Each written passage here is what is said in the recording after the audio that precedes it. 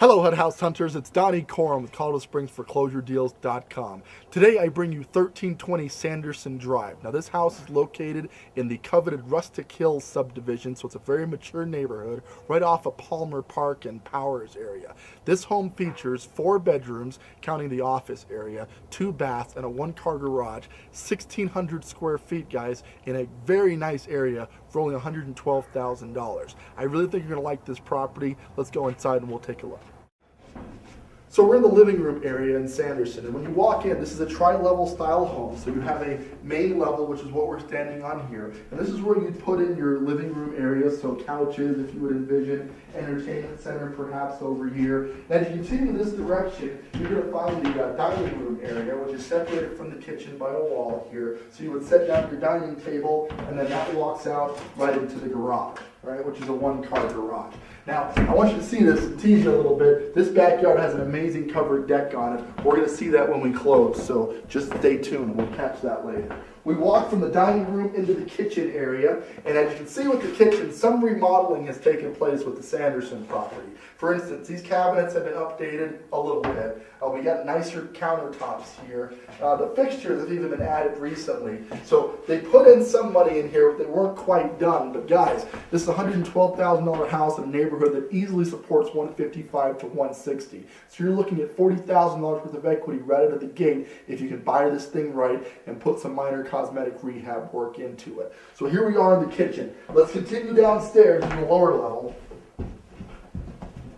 And in the lower level, we have a nice living room area as well. So maybe you could call this the den area. And in the den, again, you can set down your furnishings and things of that nature. What I really love is this huge mantle fireplace here. Takes up the entire wall here. It's a little dated with the type of stone, definitely shows its age, but we have painted this successfully in the past. It lightens it up, and it still has that natural stone look, but just with doing a little bit of sandblasting and or a little bit of painting, you could really modernize that and bring that into the times. Or maybe you're into the rustic look. In either case, that's good to go.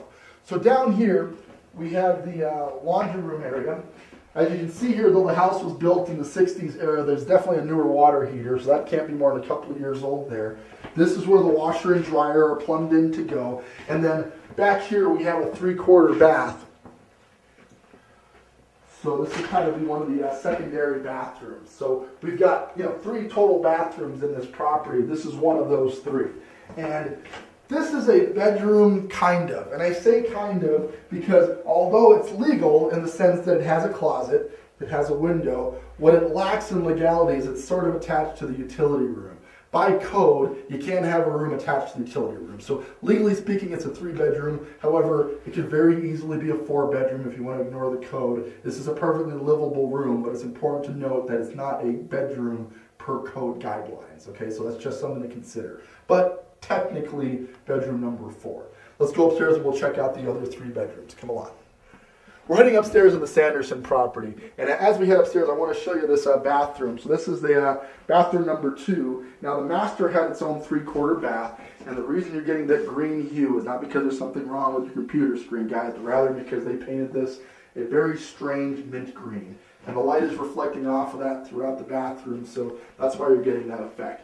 Can of paint will go a long way in here, but beyond that, it really is just cosmetic stuff. I mean, you go ahead and paint this thing up. Currently, the floors are carpeted. I prefer tile. I imagine you probably would too. So you make a couple of minor changes to this, and it's good to go, but it really isn't in bad shape to begin with. Just need to go over the surfaces with something else. Number 2, and I like the bedrooms. They're a pretty good size. Nice big windows, although they're the old aluminum single pane, so you might want to replace those with a modern window, but you can get there when you get there. In the meantime, the carpeting is okay, and the paint color is a little bit pink, so you may neutralize that, but beyond that, not a lot of work to do here. Continuing to secondary bedroom, number 3. Same as before, not much to it, guys. Decent paint, decent carpet, nice bright windows, lots of open area. I'd want to modernize the paint color. We're probably going to refloor the whole thing, so it'll get new carpeting throughout, though it doesn't really need it just so everything is one surface. You might want to consider doing that. But beyond that, I'm not looking for a lot of work in this particular room. Pretty decent sized master for a house built in this era. So decent amount of depth, nice large closet. The reason we know this one is the master is because it actually had its own 3/4 bath right off to the side here. So you got your sink, toilet, and shower stall there. And that's kind of hard to find in this era where you get an attached master bath. So that is pretty exciting if you're big on that and you had a budget you need to stay within. Hard to find that and stay within the $112,000 price bracket. You got to check out the deck on this backyard. It's absolutely amazing. And again, we're talking about a significant amount of equity here. $112,000 purchase price, retail in the 150s. You put a little work into this thing, you simply can't go wrong. We know we found you a deal here. Just wait till you see the end of it. Come on. Here we are in the backyard on Sanderson. Now I was excited to show you this, guys, because this is a really nice deck out here. First of all, it's huge. It definitely needs to be restained. You can see the stripping of the paint off of the deck, but just a little bit of redwood stain is going to do a lot for this. It's going to look great. The siding in general looks to be in pretty good shape, recently painted, so probably won't need a paint job for quite some time, and I think that shows pretty well.